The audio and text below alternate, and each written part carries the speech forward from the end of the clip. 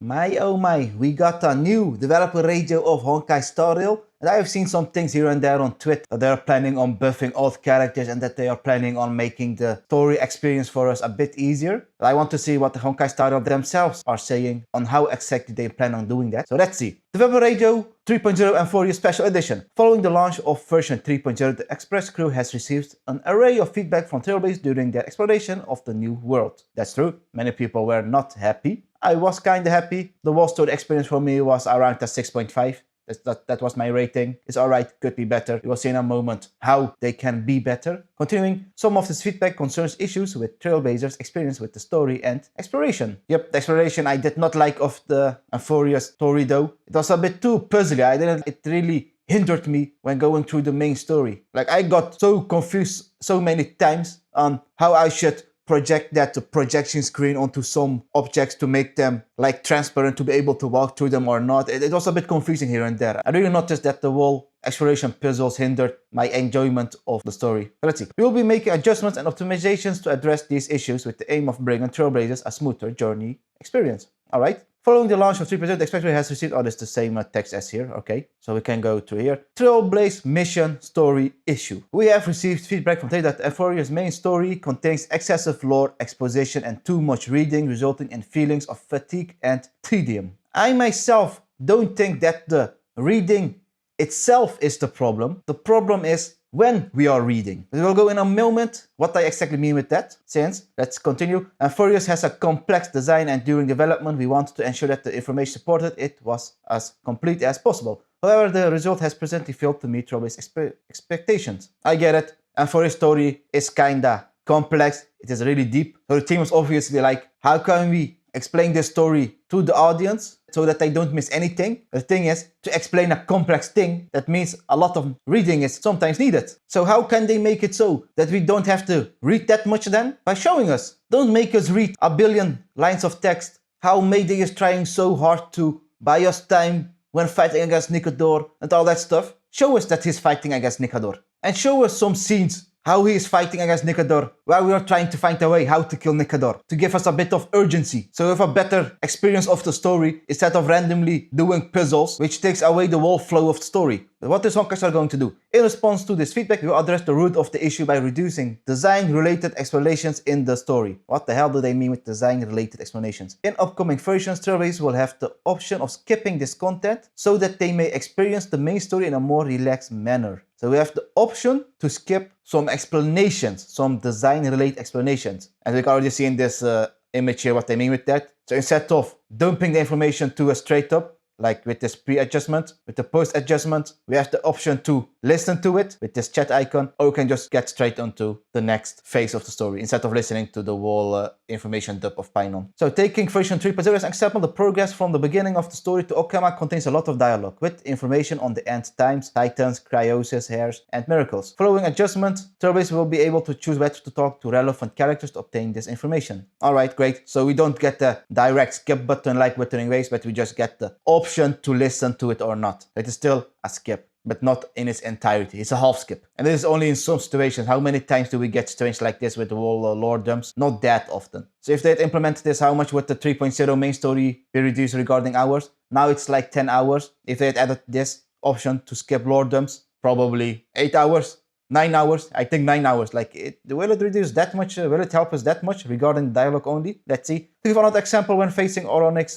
trial in the Abyss of Fate, Trailblaze must try 3 different methods, placing the flaming lance, blah blah blah, to complete the Titan's test. Following adjustments, these 3 attempts will become optional, thereby greatly simplifying progress, improving the flow of story. That will also like spare us how much time? 5 minutes? Not even 4 minutes? Since I remember this part of story, we were putting these items on the skill the wall time to see how the skill would tip or something. Every time we did it, we got a black screen. But now we get the option to immediately get out of that wall ordeal. Just get straight to the solution. Will save us 4 minutes. It's alright. At the same time, we'll also look to arrange and present missions in a more reasonable manner and reduce tedious narrative experiences like the black screen with white text. Yeah, the black screen isn't a problem itself, it is just when they are using the black screen. So like I said earlier, using text to present story is not wrong, it is just when you're using the text. So don't describe to us how Mayday is trying to hold back Nikador while we escape so we can find a solution how to kill Nikador for real. Show us a scene how we are escaping and Mayday is holding him back and fighting to him. And while we are trying to find the solution on how to kill Nikador, show us some scenes here and there how Mayday is fighting against Nikador. Because from all I remember, we got like a 0.5 seconds or 1 second quick cutscene or sneak peek how he was fighting against Nikador, and that was it. We got no sense of urgency or real engagement in that part. Did they use a black screen with white text to describe that? I think they did. But black screen and white text is alright with some situations which are not noteworthy to present to us. What are not noteworthy situations like that? Situations like when we are explaining something that just happened to us to another character. So we get a black screen like, Trailblazer is now explaining to Eclia what they went through. It's alright, sure, we don't need to repeat that. What are some other situations? Character Y is walking away. Is that a noteworthy thing? No, but they could have easily animated that. So actually a black screen for that isn't useful either. And also this, we also got a black screen the whole time with white text when 3B was teleporting us to a location. I would have liked to see how 3B was creating that teleportation portal and not a black screen the whole time. Now 3B has teleported to this. She opens a portal and now you're there. Show us how we go through that cool thing. It's literally like a 2-second animation. Or make it 5 seconds. While we go through that portal, we see the whole area cool from above or what else. And what were some black screens in the Amphoreus story? I cannot remember at the top of my head. I want to look though. Yeah, here for example. Some of the ones you missed. Okay. Black screen when we try to climb the Droma but step on the white shells from the Droma's limbs and get tossed away by them.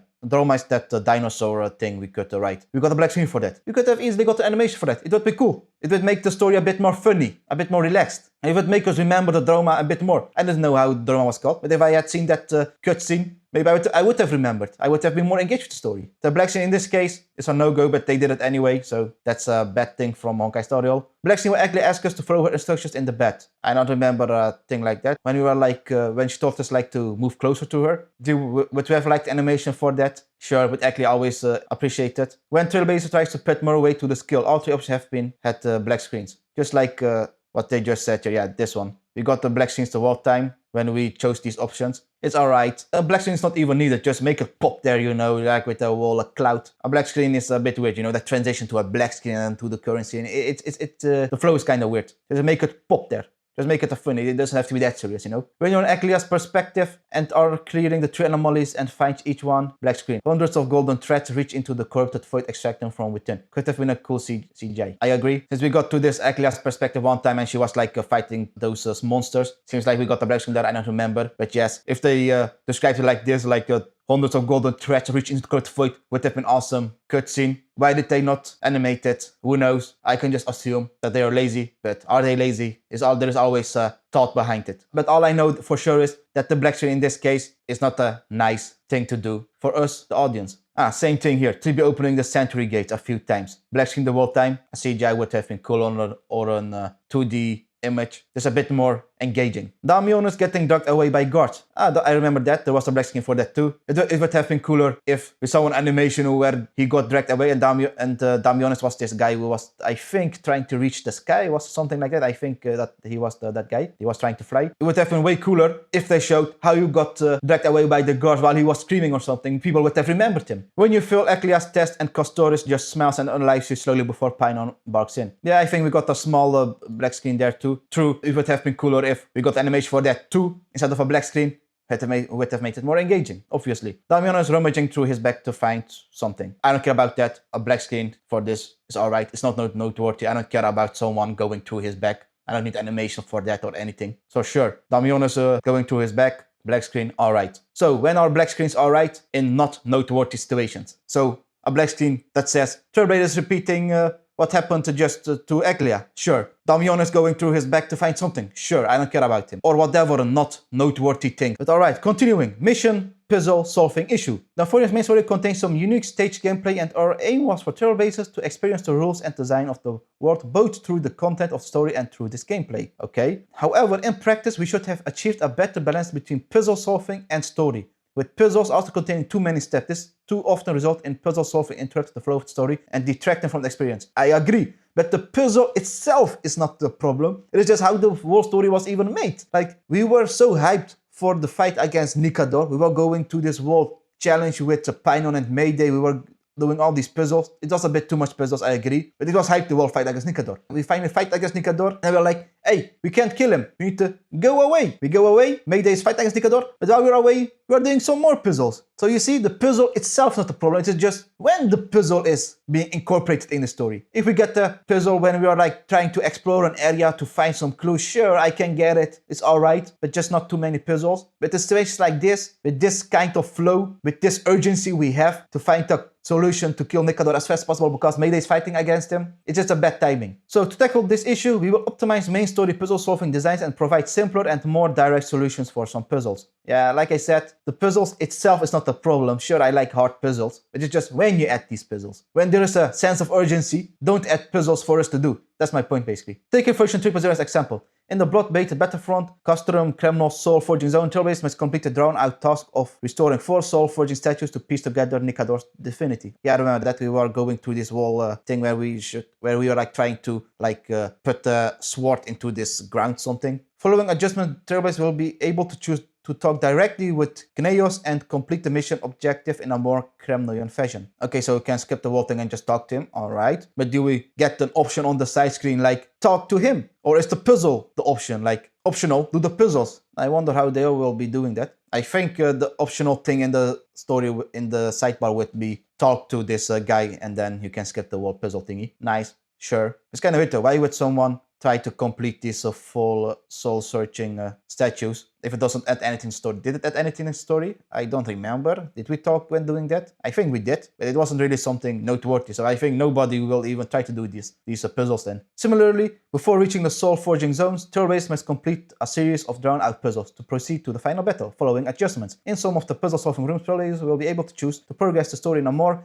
Kremnoan fashion by talking to Gneus and engaging in battle. Okay, so the same thing as here, we can just directly talk to him and fight him. Don't have to do any puzzle things again. Sure, I like it. Like I said, why do these puzzles then exist to begin with? Why would I do it? Do I know beforehand that it adds some noteworthy things to the story or not? If it's like, yeah, you want to do a puzzle, do it, but doesn't add anything noteworthy to the story, then why would anyone do that? But if it says specifically, you might miss some story or cool story things when doing these puzzles, then people would be more nudged to do these puzzles then. But if it didn't and just says optional, do puzzles, like why would anyone do that? So I wonder how they plan on presenting to us this option then. At the same time, we will optimize the lengthy and complex map pathing for the main storyline's exploration. I highly agree. I really got confused with the whole map. Like I said earlier, with the projection thing, you need to aim it at a certain statue and then the statue got like transparent and sometimes it didn't get transparent. You need to change like the night and day thing and make it transparent or not. It was a bit confusing, the whole map. I did not like it. Though fully concentrated enemy placement in areas will be reduced to prevent enemies from frequently interrupting map exploration and puzzle solving. This aims to enhance your based experience throughout the main story.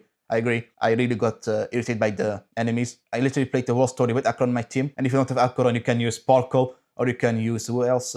Jing Lui. She can freeze the enemies. So you need to have a character in your team that enables you to not engage in a battle. So it was kind of irritating that. I agree. But if these enemies were in a situation like that world challenge between Mayday and Painon, where they were counting how many enemies they killed on their way to Nikador, sure, then I wouldn't have minded it that much if there were enemies when going to Nikador. Because you are on a challenge. Now it makes sense that there are enemies here and there. And it would have been more fun if we killed enemies that we won. And if we didn't kill more enemies than Mayday, then we lost. That would have made it more fun. Yeah, I remember this part. I was like going slashing god modus with Acheron. That was kind of fun though. And it makes sense that enemies are here. Was this a door when going to Nikador? It makes sense. They are like protecting Nikador, sure. But just in situations like when we were exploring the map and doing puzzles, the focus is trying to do puzzles and there are suddenly enemies here and there and we cannot do the puzzles. It's irritating. But in this situation, this is the door to Nikador. It makes sense that there are enemies because it's the final battle. There are guards, sure. To reduce any negative experiences caused by the above issues and make sure the overall quality meets everyone's expectations, we're consulting to polish and fine-tune upcoming versions of the Honkais of the game. Regarding existing content version 3.0, we will proceed with the aforementioned adjustment. We anticipate these adjustments will take effect from 3.2. Damn, it's gonna take a couple of months. All right. Should I say do it faster? I can't say that. I don't know how the workflow is, but obviously they could do it earlier since I assume smart people work there, but making hasty decisions is not the answer. Let's see. Amphoreus is a year-long journey, and these story and puzzle-solving optimizations are just the beginning. The Express crew will continue to optimize content. We are excited to bring everyone bigger and better journey experiences. To name some examples, we will be adding richer combat gameplay and challenge goals to the game. What do they mean with challenge goals though? Like more achievements? Or like Simulate Universe type things? In addition, issues close with turbo-based hearts, including difficult deploying all the characters on the battlefield and the strengthening of these other characters, are already on the schedule. Stay tuned for future content update Trailblazers. So basically they are saying they're going to go a Fate Grand Order route, since with Fate Grand Order there are strengthening quests, you can say, which if you fight against some enemies, then the character will get stronger. So Kaiser is basically saying you're going to make old characters better, so they can be used again in the new endgame modes like MOC, since there is a big HP inflation problem though, because they got hella tanky. But I hope they don't make like this. Blade gets 2000 max HP extra. Voila, Blade is strengthened, he has become better. I hope like some cool things, just like with Silverwolf in the 3.0 story. Her ult was like doing an AoE attack which applied a dot on the enemies. So a strengthening buff like that for all characters would be the way to go, I'd say. And not like, yes, now Silverwolf has a guaranteed chance to apply her debuffs. Sure, that's nice, but it is not so cool. It would be cool if her ult was AoE, or we could choose which debuff we could apply with her skill, for example. So if we had two different types of characters in our team, and enemy didn't have any, and we use skill with Silverwolf, we can choose which type do you want to apply to the enemy. That would be a cool buff, for example. So I would say that would be the way to go if they plan on making old characters better, and not like, yeah, here is 1000 extra attack. Sure, always appreciated, but still, it's kind of whack and boring that way. Anyway, Trailblazers feedback always has been extremely important to us, to the Express crew. Thank you for your ongoing support. See you again on the next developer radio update. I hope they do it ASAP, so that would be quite cool. That we had like missions to do, and then if you do the mission, voila, your Blade finally is usable in MOC because he is kind of lacking. So I hope they add cool mechanical buffs to the old characters and not boring stat increases. But yeah, overall, I wonder how they will do all of this. I have high hopes, but let's see. I would have preferred if they just added the skip button and they just get over it. Sure, it's also nice actually. In combination with this having a skip button, would have been the way to go. But why are they not adding a skip button? I don't know. I could create a reason in my head like they are trying to force you to play the main story, so now we are forced to see the cutscenes and how the story really develops instead of skipping everything, leading to you getting more emotion attached to the Honkai Star world, resulting in you getting more nudge to spend money, who knows, blah blah blah. But yeah, we didn't get it unfortunately. I still hope that they will add it. But yeah, these are my thoughts. I thank you for paying attention and see you the next time. Bye.